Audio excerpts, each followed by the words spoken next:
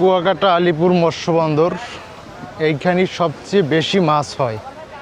ইলিশ মাছের এক ধরনের খনি বললেই চলে। আপনারা যদি কখনো কুয়াকাটা ঘুরতে আসেন, অবশ্যই আলিপুর মহিপুর মৎস্য বন্দরে একবার ঘুরে যাবেন।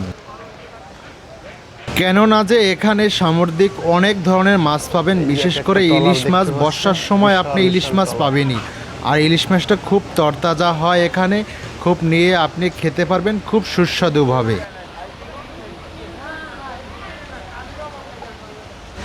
আপনারা দেখতে পাচ্ছেন এইখানে যতগুলো ট্রলার আছে, কিছু চলে যাচ্ছে, কিছু ভিড়িয়ে রাখছে। আসলে এগুলো সবগুলোই গভীর সমুদ্র থেকে মাছ ধরে আনছে, তারপরে এখান থেকে জাল গুছিয়ে আবার চলে যাবে তারা মাছ সমুদ্রে। এখান থেকে চাইলে আপনি ডাকের মাধ্যমে মাছ নিতে পারেন, আপনি যত খুশি তত আপনি এখান থেকে মাছ নিতে পারেন।